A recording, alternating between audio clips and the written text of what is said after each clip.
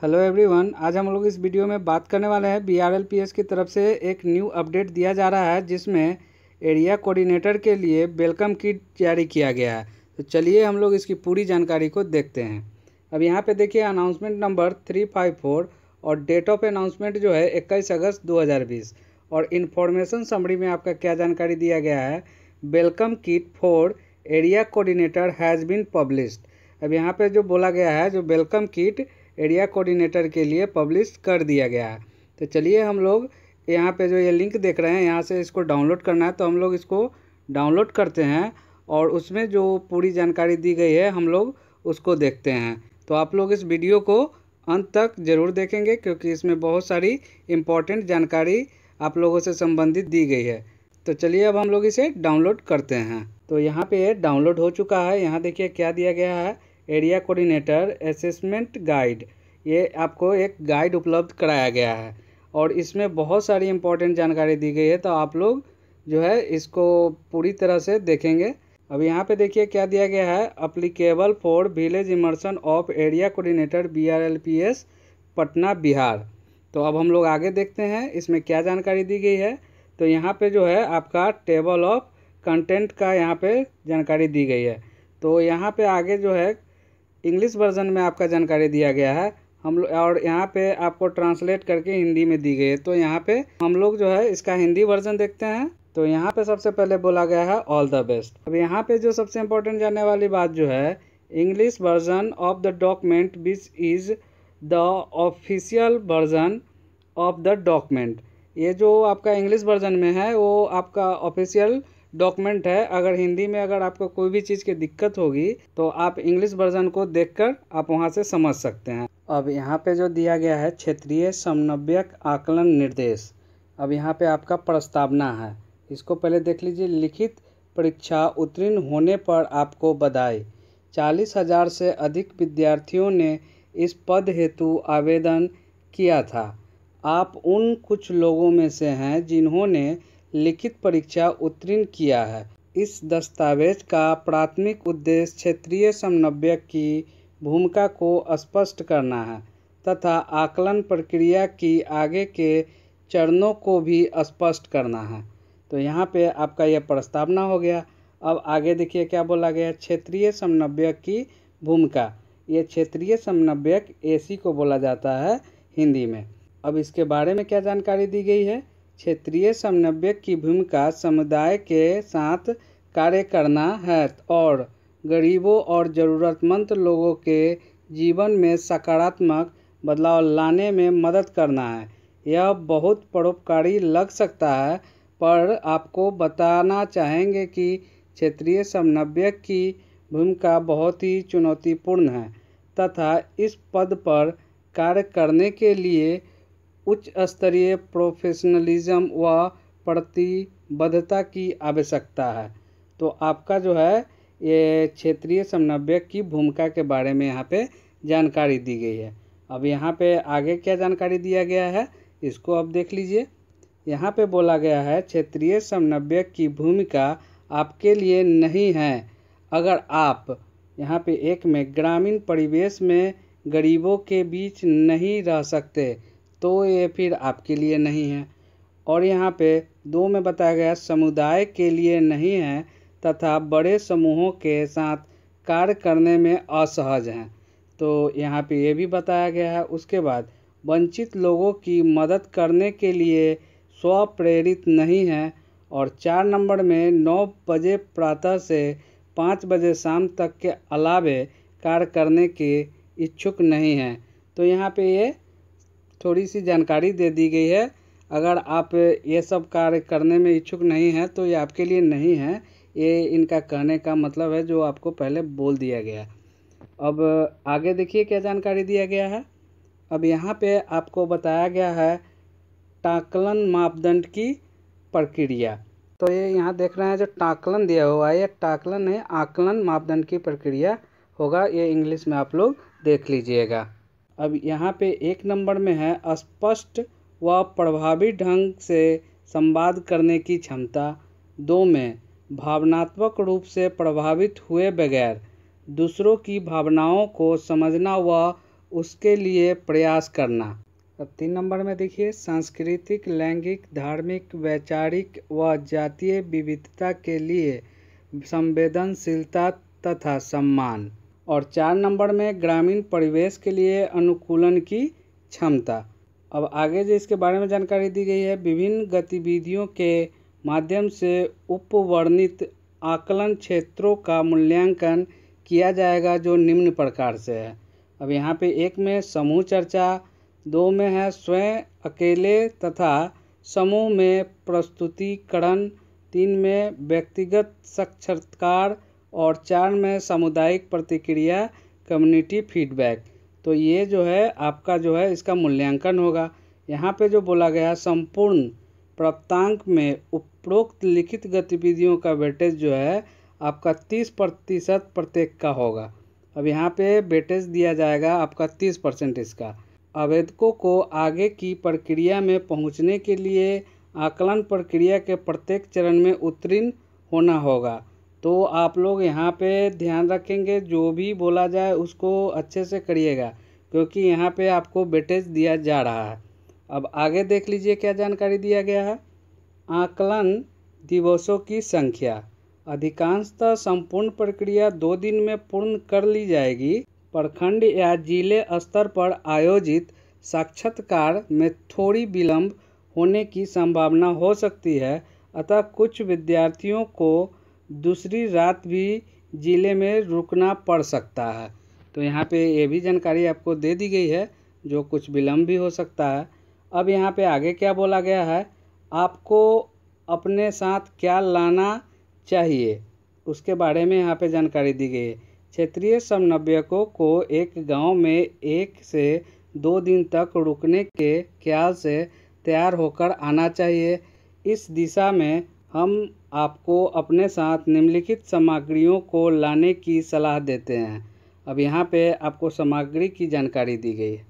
अब 1 में जो देखिए क्या बोला गया है, सामग्री की सूची में चादर 2 पीस, 1 चादर बिछाने के लिए, 1 चादर ओढ़ने के लिए यदि आप आवश्यक समझें। आगे मच्छरबत्ती, ओडोमास या अन्य मच्छर से बचाने वाली क्रीम, मजिस के लिए बिजली की आवश्यकता न हो। आगे पीने के पानी की 1 बोतल, छोटा टॉर्च, मग, टूथपेस्ट और ब्रश या समकक्ष, तौलिया व साबुन। अब 2 में पर्याप्त पैसा, किराए प्रभार हेतु अपने घर से प्रखंड जिला आने व जाने के लिए। आगे बोला गया है अगर आवश्यकता पड़ती है तो जिले के लॉज या होटल में ठहरने के लिए पर्याप्त अतिरिक्त राशि। तो यहाँ पे आपको पैसा थोड़ा रख के ही जाना है, हो सकता है आपको 1 दिन और रुकना पड़ जाए तो उसके लिए। अब आगे क्या बोला गया, दवाइयाँ, अगर आप दवाई लेते हैं तो कृपया अपनी दवाई साथ लेकर आएँ। अब आगे क्या बोला गया, मामूली कटने, छीलने या घाव इत्यादि के इलाज के लिए बैंडेड साथ लाएँ। आपातकालीन प्राथमिकता चिकित्सा, तो यहाँ पे आपको दवाई की जानकारी दे दी गई है, अगर कोई प्रॉब्लम है तो आप रख लेंगे। अब आगे क्या बोला गया, क्या करें और क्या नहीं करें, तो हम लोग नेक्स्ट पेज पर देखते हैं क्या जानकारी दी गई है। अब आपको 1 नंबर में बोला गया है अपने साथ कीमती सामान न लाएं, जैसे सोने की चेन व गले का हार, कीमती मोबाइल फ़ोन, कीमती कंगन, अन्य कीमती उपकरण या निजी सामान। अब यहाँ पे बोल दिया गया है जो आप कीमती सामान लेकर नहीं जाएंगे। अब 2 में शराब पीना, धूम्रपान, बीड़ी पीना या तंबाकू उत्पाद का उपयोग सख्त वर्जित है। 3 नंबर में पोशाक की समझ के बारे में यहाँ जानकारी दिया गया है, यह ग्रामीण परिवेश के लिए उपयुक्त होना चाहिए। सांकेतिक उदाहरण नीचे दिया गया है। महिलाओं के लिए क्या जानकारी दी गई है, सूती सलवार या साड़ी वैकल्पिक पोशाक गांव के मर्यादा अनुरूप पहने। और आगे पूर्ण कैनवास के जूते पहने। अब आगे क्या जानकारी दी गई, चोट के डर से ऊंची एड़ी के जूते या चप्पल पहनने से बचे। अगर आप लोग को हिंदी समझने में दिक्कत हो रही हो तो इंग्लिश में दिया हुआ है, तो आप इंग्लिश में भी समझ सकते हैं। अब आगे जानकारी देख लीजिए। अब पुरुष के लिए क्या दिया गया है, कृपया न पहने बिना आस्तीन के टी शर्ट, उसके बाद चेन बेल्ट, चमड़े की जैकेट आदि। तो ये आपको नहीं पहन के जाना है। अब क्या पहनना है उसके बारे में देख लीजिए। साधारण सूती पतलून। अब यहाँ पे जो देख रहे हैं आप लोग का जो साधारण सूती पतलून, तो ये सब देखकर आप कंफ्यूज नहीं होइए। ये इंग्लिश में भी आपका दिया हुआ है, तो आप पीछे देख सकते हैं और वहाँ पे भी आपको क्लियर कर दिया गया है। कॉलर वाली टी शर्ट या शर्ट आपको पहनना है, यहाँ पे बोला गया है। आगे देखिए क्या बोला गया है। ग्रामीण समुदाय के साथ रहने हेतु उच्चतम आचरण प्रणाली। इसके बारे में क्या जानकारी दी गई है। शहरों में आराम से रहने के आदी लोगों के लिए एक बार ग्रामीण अनुभव रोमांचकारी या चुनौतीपूर्ण हो सकता है। यह उनके अपने दृष्टिकोण पर निर्भर करता है। बहरहाल कुछ ग्रामीण आचरण व्यवहार नीचे बताए गए हैं जिनके अनुरूप करने की आवश्यकता होगी। अब एक में क्या बोला गया है। अपने आसपास के लोगों से विनम्र व्यवहार करें। 2 में राजनीति, जाति, पंथ, धर्म या सामाजिक संस्कृति को लेकर किसी बहस में ना पड़े। 3 में क्या जानकारी दी गई है। ग्रामीण या किसी परिवार की महिला को संबोधित करते समय अति संवेदनशील रहें। इस मामले में विभिन्न समुदाय भिन्न भिन्न सामाजिक संस्कृति का अनुसरण करते हैं। अब 4 में क्या बोला गया है। आप उन जगहों और बर्तनों को साफ सुथरा रखें जिनका आपने उपयोग किया है। अब यहाँ 5 नंबर में क्या करें और क्या न करें का बारीकी से पालन करें। अब 6 नंबर में जानकारी देख लीजिए। आप संबंधित परिवार से पैसा या किसी अन्य कार्य के लिए न कहें जो कि उनके आर्थिक स्थिति को प्रभावित करता हो। तो ये थी आपके उच्चतम आचरण प्रणाली की जानकारी। अब आगे देखिए क्या जानकारी दिया गया है। यहाँ पे है आपका सहयोग।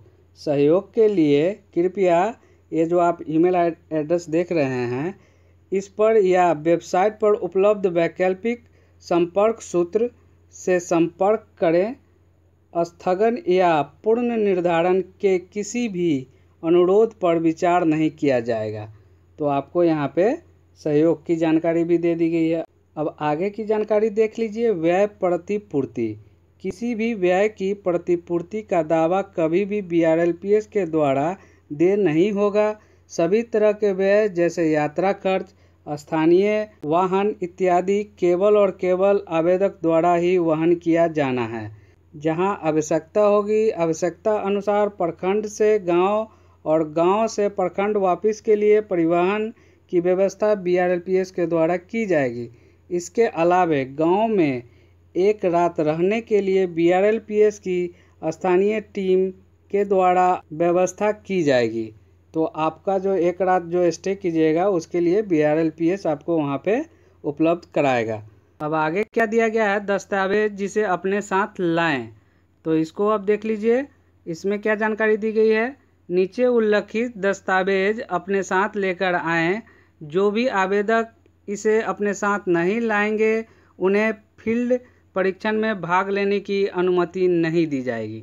तो यहाँ पे दस्तावेज के बारे में जो जानकारी दी गई है तो आप लोग दस्तावेज ले जाना तो बिल्कुल नहीं भूलेंगे। अब यहाँ पे आपका 1 नंबर में क्या जानकारी दी गई है। सरकार द्वारा अनुमोदित फोटो पहचान पत्र। अब यहाँ पे जो बोला गया मूल दस्तावेज आपको ले जाना है।